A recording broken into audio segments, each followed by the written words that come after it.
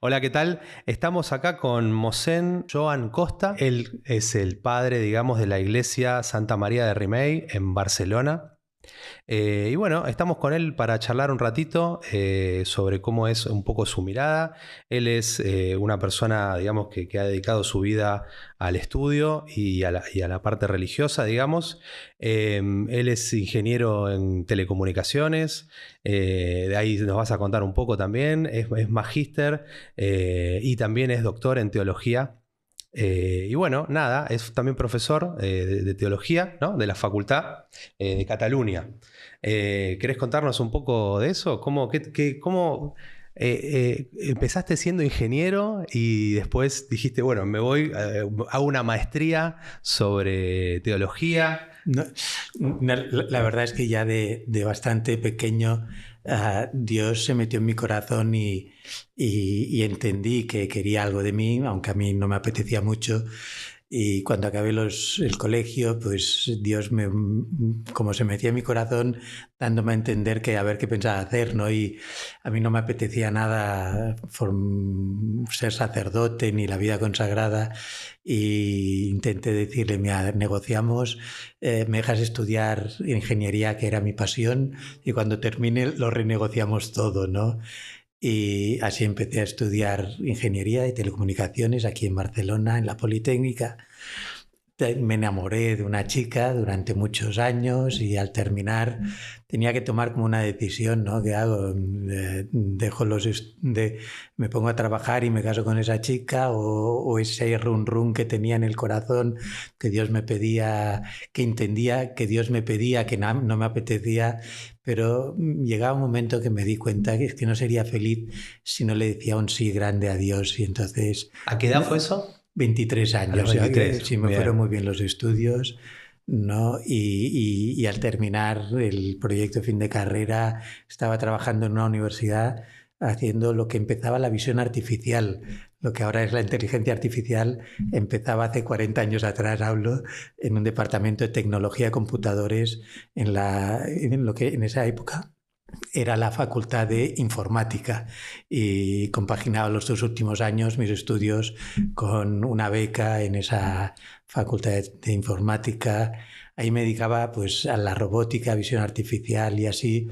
Y allí pude acabar el proyecto también con bastante rapidez.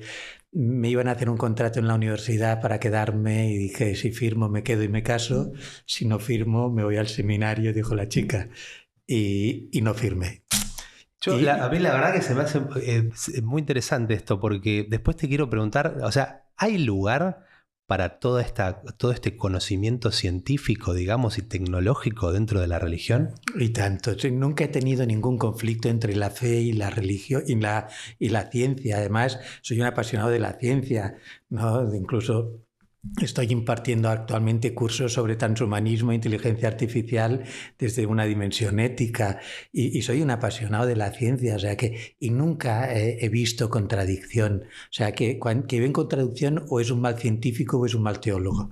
No, no tiene suficiente formación en la fe o está haciendo de la ciencia una ideología, ¿no? Y por eso la verdad es que nunca he tenido ningún problema en ese sentido. La verdad es que la compatibilidad, el Dios que nos ha creado es quien ha puesto las leyes de la física, de la química y de todo, y es el que rige el destino de los hombres y por lo tanto no puede haber contradicción. Bien, bueno, qué bueno que te tocaste lo de la ética. Yo justo también estaba viendo que escribiste varios libros y me llama la atención porque por lo menos 2 de esos libros son de temas de moral política, ¿no? ¿Cómo es eso? Yo me especialicé en moral. Entonces, al terminar los estudios de teología, un profesor de la Facultad de Teología me pidió que fuera como su sucesor. Entonces me puse a estudiar, era profesor de teología moral social.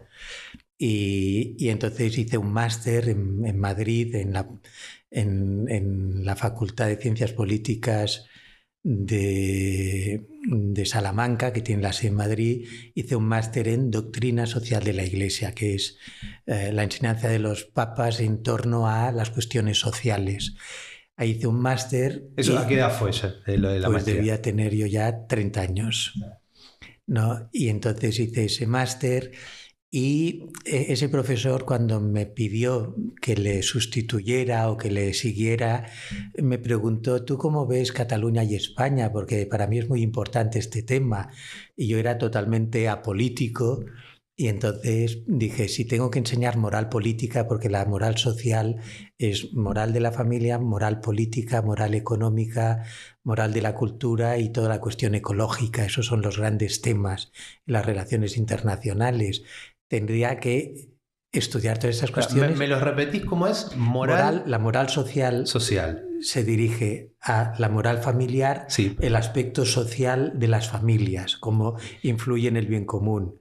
Después está la moral económica, el sentido del trabajo, las inversiones, el empresario, la empresa, todo esto tiene connotaciones éticas, sí. ¿no? Después está la moral política, ¿no? Cómo se estructuran, ¿no? Los gobiernos. Hay muchos sistemas de gobierno, pues no todos pueden ser lícitos, ¿no? Y entonces los sistemas políticos y ahí también toda la cuestión nacional, ¿no? De decir, hay derecho de autodeterminación de los pueblos, no lo hay. Son temas muy complejos y entonces después hay la moral también en torno a las cuestiones ecológicas, ¿no? Los recursos limitados, el futuro de la humanidad, y también hay que dar respuestas éticas a todas estas cuestiones, y toda la cuestión internacional de una autoridad mundial, Fondo Financiero Internacional. Entonces, todas estas cuestiones son las que desde la doctrina social de la Iglesia y la moral social afrontamos. Y entonces yo me especializaba en estos ámbitos. Y entonces, al preguntarme qué pensaba de la cuestión política española y catalana, pues la verdad es que me sorprendió. Yo era totalmente apolítico, me daba igual, y me puse a estudiar estas cuestiones, ¿no? La cuestión de los nacionalismos, el derecho a autodeterminación. Y la verdad es que me sorprendió, ¿no? Leyendo los papas, empecé a estudiar documentos desde Pío XI hasta Juan Pablo II, y me fue sorprendiendo, y fruto de lo que fui aprendiendo en esa época, pues al final vi que era algo muy desconocido y me llevó a publicarlo. Entonces publiqué un libro solo, otro con el profesor que me dirigía de alguna manera en mis estudios, y en tercer lugar colaboré en un tercero que publicó pues lo que sería mi tutor, ¿no? Pero le ayudé muchísimo en ese tercer libro. Y sí me he dedicado mucho a estas cuestiones de moral política, sobre todo en torno al hecho cultural y al hecho de la autodeterminación de los pueblos. Me interesa quedarme en esta parte de la moral, ¿no? ¿La moral es algo absoluto o depende de cada época y cada cultura? ¿Qué piensas de eso? Entonces, parte y parte. O sea, el ser humano tiene una naturaleza y por lo tanto ahí todos somos iguales en dignidad, y ahí hay unas exigencias, ¿no? El doctorado que después estudié fue sobre moral fundamental, que es la libertad, que es la conciencia, ¿no? Que es la ley natural, ¿no? Es decir, qué es el acto humano, qué es el bien y el mal. Entonces estas cosas se estudian.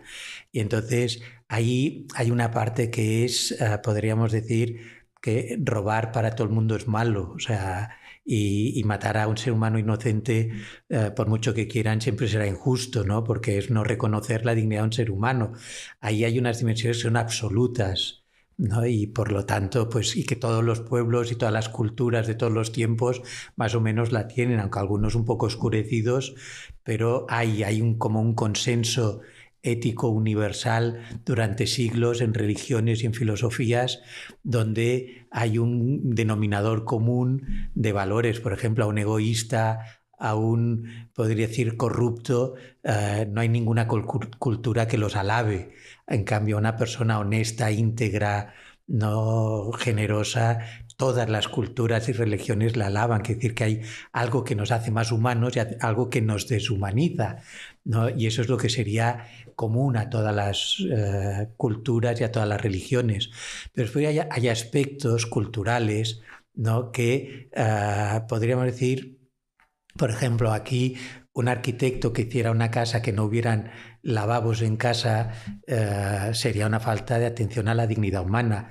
Pero te vas a un pueblo de África que duermen y viven en una casa que es una choza de... Como pongas el lavabo dentro de casa, tiene que salir todo el mundo de casa, claro. Y entonces están fuera de casa. Es decir, lo que es un derecho es vivir con una cierta dignidad. Ahora, cómo eso de alguna manera se concreta, sí que tiene un aspecto cultural, ¿no? Que a veces no es en todos los lugares igual, pero no por eso todos reflejan un valor común detrás, que es el respeto a la dignidad y a una vivencia conforme a esa dignidad humana.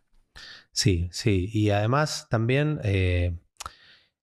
a nivel iglesia, ¿no? Que la verdad es que está en muchísimos territorios, ¿no? Y ahora justo que estamos con la elección del próximo Papa y demás.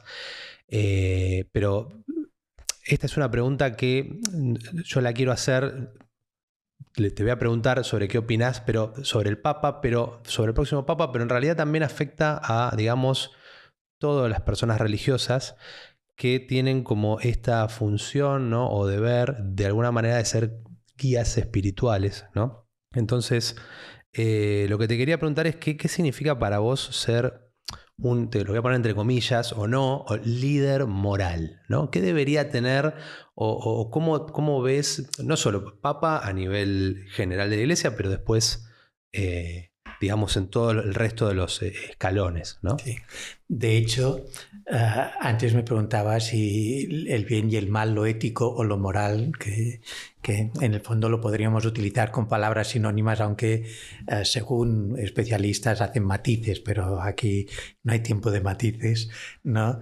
Y entonces el ámbito ético-moral, hemos dicho, hay algo que es más o menos absoluto, ¿no? Y hay otras cosas que son más culturales, ¿no? Pero en ese ámbito más absoluto, en el liderazgo, es siempre un ámbito de servicio al bien común, es sacar lo mejor de la gente.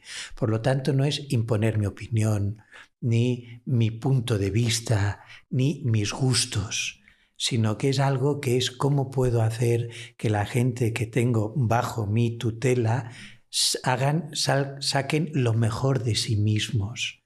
Y por lo tanto, el liderazgo, al menos en la Iglesia, es un ámbito de servicio para el bien de los demás, sí, ¿no? Y eso en el ámbito también, cuando hablamos en la ética empresarial dentro de la Iglesia, el empresario no es el que impone su criterio en la empresa, sino aquel que gestiona la empresa de tal manera que todos salgan beneficiados, y todos son trabajadores, los clientes, los proveedores, la sociedad que me envuelve. Ese sería un buen empresario, ¿no? Y por lo tanto, ya se ve que ese liderazgo implica un gran espíritu de servicio, un gran conocimiento de lo que es un bien para los demás, no solo para mí, ¿no? Y además una gran humildad de no imponer mis criterios como los buenos cuando solo son para mí, ¿no? Eso sería un tirano, no sería un buen líder, ¿no? Y eso requiere también una integridad personal de coherencia en su manera de vivir. Claro, ya puedes enseñar lo que quieres, que si no vives como enseñas, pierdes toda tu autoridad, ¿no? Y por lo tanto eso requiere una ejemplaridad en las personas que tienen cargos de gobierno dentro de la Iglesia o en cualquier institución, si quieren de alguna manera guiar a la gente para sacar lo mejor de la empresa, de la sociedad, de la vida política, de la ciudadanía, de todos, ¿no? Y por lo tanto, en la Iglesia, por ejemplo, una palabra que se utiliza para designar al Papa, la dicen en latín, que la traduciré, es servus servorum Dei. Es el siervo de los siervos de Dios. ¿Cómo es? Servus servorum Dei. Servorum el Dei. Siervo de los siervos de Dios. Por lo tanto, no es el que está al frente de, sino que está al servicio de todos los demás. Es muy distinto. Perder este punto de vista, que es a veces, cuando uno ve la prensa estos días de la sucesión del Papa, parece más una elección política que el nombramiento de un Papa como lo entiende la Iglesia, ¿no? Ahí intentamos escuchar al Espíritu Santo, pues para que nombre a alguien que sepa guiar la Iglesia no conforme a las opiniones del Papa, sino conforme al querer de Dios. Claro, eso requiere mucha humildad, ver quién puede hacer esto así, que es verdad que dentro y fuera de la Iglesia se ve todo como si fuera un montaje puramente humano y muy partidista, y que dentro y fuera de la Iglesia puede haber muchas, podríamos decir, miradas de este planteamiento como muy humano y muy partidista, que hacen presión, que querrían, que pondrían, porque tienen su visión, en este caso de la Iglesia, ¿no? Pero a lo mejor no es la de Dios. Por eso yo soy muy poco afín a lo que se llama la política eclesiástica. O sea, a mí me da igual el Papa que salga, es el que Dios ha querido que salga, le voy a querer con todo mi corazón, le voy a servir y le voy a entender. Y si algún día dice algo como opinión personal que no me parece prudente, la misma Iglesia, en temas que no son de fe o de moral dictaminados, ¿no?, bajo la luz del Espíritu Santo y en unión con toda la Iglesia, pues uno puede, pues, discrepar y puede, ¿no? Y por lo tanto, pero le seguiré queriendo y rezaré mucho por él, y me parece bien que venga porque he querido a todos los papas que he conocido. Y además yo pienso que en esto no hay ni una institución mundial, ni una institución mundial que haya tenido como jefe de su gobierno personas con la categoría humana, espiritual y de gobierno que ha tenido la Iglesia en los últimos siglos. O sea, hombres íntegros, buenos, coherentes, ¿no?, con una capacidad de buscar el bien de la sociedad y del mundo y con una coherencia de vida impresionante. Eso no lo tiene ni una institución actual en la humanidad. Ni una. Sí, por eso también yo creo que está muy bien todo este empuje que hay también hacia mostrar y ser más transparentes, ¿no? Sí. Porque es a veces una demanda que tiene la sociedad, pero bueno. Y después, esto yo se lo preguntaba, ¿no? De lo del líder, digamos, esta cuestión del líder moral, ¿no? Porque, claro, siempre está, ¿no?, la regla versus la conciencia, ¿no? Hay un conjunto de reglas que nos rigen a todos, en cualquier trabajo inclusive, ¿no? Y después está lo que uno siente, piensa o debería hacer. ¿Le pasó a usted alguna vez de joven, hace muchos años, o ahora reciente, o algo que sintió que las reglas estaban apretando alguna situación que requería de alguno, no sé, de alguna forma de actuar diferente? Y no quiero poner un compromiso, ningún compromiso, ¿no? En grandes temas de mis estudios, ya te digo, en moral política, he estudiado muchas cuestiones y sobre todo algunas cuestiones que no había muchas publicaciones cuando empecé a estudiarlo, ¿no? Y a veces hubo declaraciones de personajes eclesiásticos de un cierto nivel con los que yo pensaba que se equivocaban en sus afirmaciones a la luz de todos los estudios que había hecho, tanto de la ciencia política como de enseñanzas del magisterio de la Iglesia, de lo que habían dicho distintos papas, ¿no? Y entonces hubo un momento, pues, que sí, públicamente, de una manera delicada como hacemos dentro de la Iglesia, pues discrepé de algunos planteamientos, lo puse por escrito, lo planteé a los obispos, digo, yo pienso que quien ha dicho esto, los que han dicho esto, pienso que están equivocados por este motivo, por esto, lo entregué y que hagan después lo que quieran, pero mi conciencia, para servir a la Iglesia y pensando que por la oportunidad que había tenido de todos estos estudios podía aportar, porque también era consciente que los que decían algunas de estas cuestiones no tenían el bagaje de estudios que yo tenía estas cuestiones, pues seguro que lo hacían con muy buena voluntad, y eso siempre lo he pensado, que cuando a veces dicen alguna cosa hombres de Iglesia que dices, pero ¿qué está diciendo? Yo estoy convencido, igual que ahora en la elección del Papa, a lo mejor hay posturas pues un poco Sí, a veces uno tal vez habla desde la trinchera también, sí, ¿no? Digamos, pero también en estas posturas yo estoy convencido que los planteamientos de todos, al menos en la Iglesia, hay un a priori de buena voluntad. Es decir, quien propone a alguien es porque piensa que va a hacer que la Iglesia sea mejor y llegue a más gente y por lo tanto que Dios llegue a más corazones, ¿no? Podrá tener o no razón y el Espíritu Santo lo llevará, pero no es tanto una fuerza de opiniones o una fuerza de contraposición política, sino una búsqueda sincera de la verdad que Dios ha dejado en depósito en la Iglesia. Es una idea muy bonita de Aristóteles, soy un apasionado también de la filosofía, ¿no? Y Aristóteles, él llamaba el diálogo veritativo. Él, claro que pensaba y buscaba como gran sistema político la democracia, ¿no? Pero la democracia no es como hoy en día algunos filósofos políticos, sobre todo del ámbito americano o a veces algún europeo, que se plantean que es una lucha de poderes, de opiniones, ¿no? Y que es la mayoría quien decide. Para Aristóteles era una búsqueda comunitaria de la verdad. Es decir, y entre todos vamos a dialogar qué es lo que va a hacer un mundo mejor para todos. Entonces, si tu planteamiento es más razonable que el mío, pues no tengo ningún problema en cambiar de criterio, porque lo que busco es la verdad del ser humano. Y ese diálogo veritativo, no, ese diálogo en la verdad es lo que mueve, yo pienso, a los grandes hombres de Iglesia. Que puede haber gente mezquina que quiera intereses mezquinos en todas partes. Hay gente pero en general mi experiencia es que los hombres de Iglesia suelen ser muy generosa de corazón y con una gran rectitud de intención. A veces por falta de estudio, por falta de lucidez, por falta de lo que sea, dicen cosas que a lo mejor no son muy acertadas, pero que seguro tienen buena voluntad en querer acertar. Y si entendieran que es más razonable otro planteamiento que a lo mejor no han accedido porque no tienen datos, porque no lo han estudiado, pues seguro que cambiarían, ¿no? O sea, el problema de no acceder a la verdad es la soberbia, de no querer escuchar, de no querer estudiar, de no querer comprender, ¿no? Y gracias a Dios, pues nuestro Señor, si alguien nos pidió a todos los cristianos es: aprended de mí que soy manso y humilde de corazón.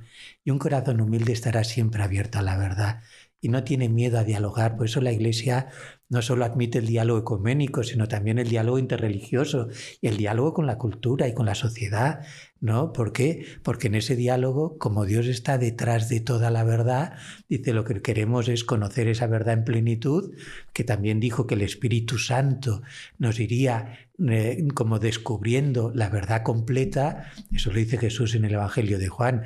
Quiere decir que no la tenemos toda explícita y en ese diálogo podemos ir aprendiendo todos cosas que nos ayuda a hacer un mundo mejor para todos.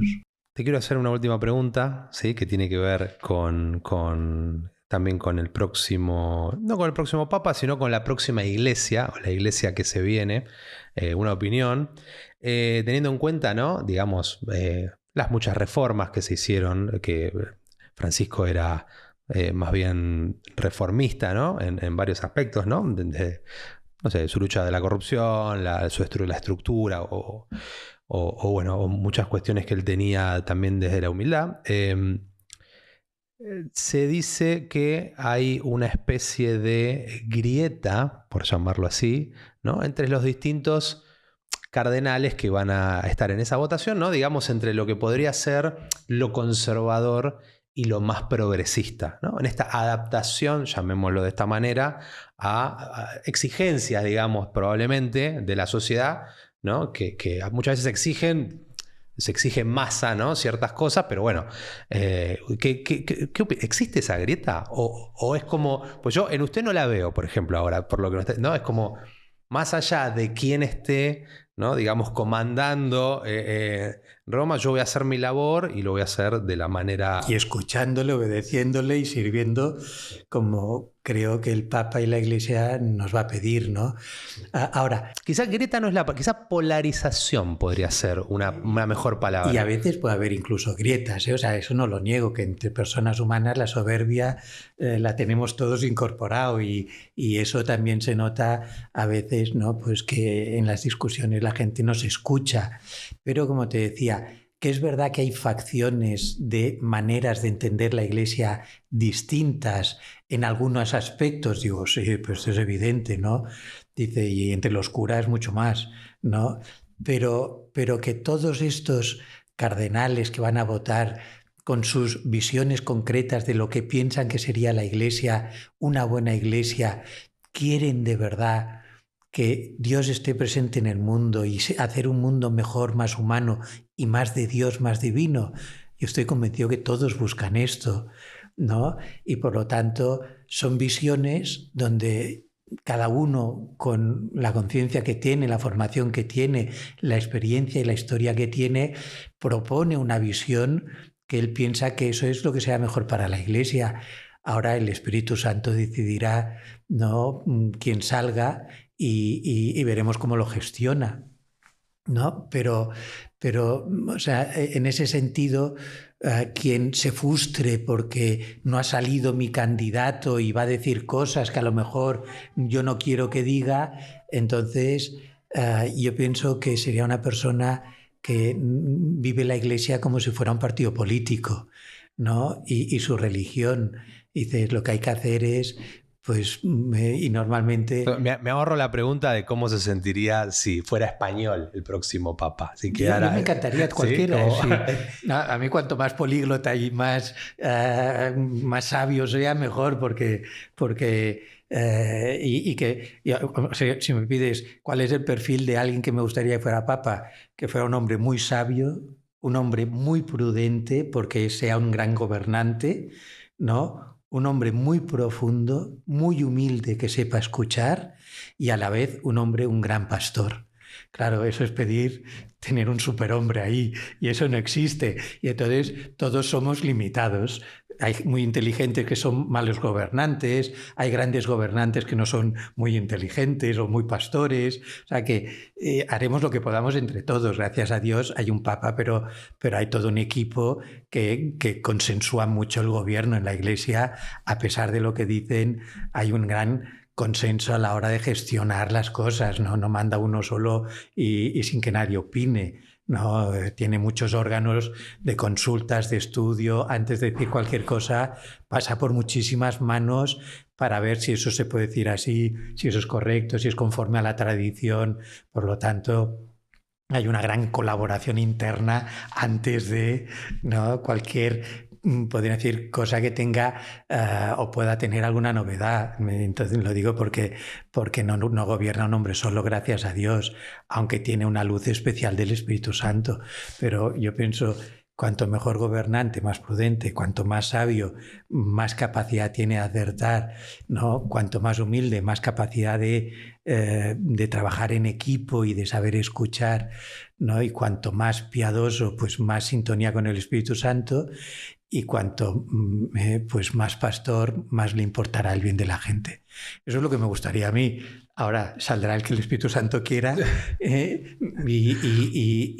le querremos, rezaremos por él, le escucharemos con una gran ilusión y lo que entienda pues agradeceré, y lo que no entienda lo estudiaré porque a lo mejor el problema es mío, que estoy lleno de prejuicios, y entonces pues a veces cuando no entiendo algo de lo que ha dicho algún papa, lo estudio, lo pregunto, lo consulto, y si no acabo sin entenderlo, pues lo dejo en stand-by para ver si algún día el Espíritu Santo me ilumina, y si al final lo entiendo, le doy gracias a Dios, ¿no? Pero intento pensar que yo no soy el oráculo de Dios, que lo sé todo, y entonces si algo no lo entiendo, a lo mejor pienso que me falta conocimiento, sabiduría o profundidad. En realidad deberíamos hacerlos todos con todo, ¿no? A veces nos pasa, somos víctimas de los medios y de noticias rápidas. Parte de los medios es y esto, juzgamos. No permite ni matices ni diálogos. Somos muy rápidos para juzgar. Y es la confrontación,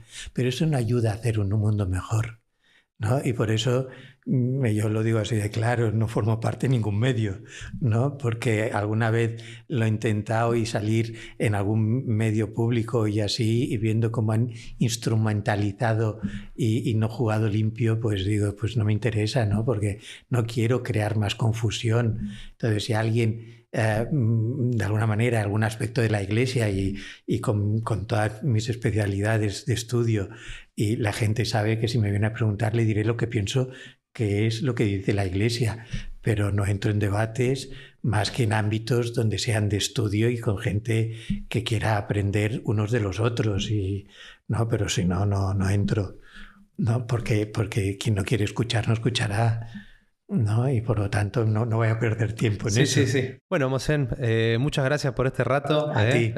Muy bueno. Gracias. A ti, ha sido un placer.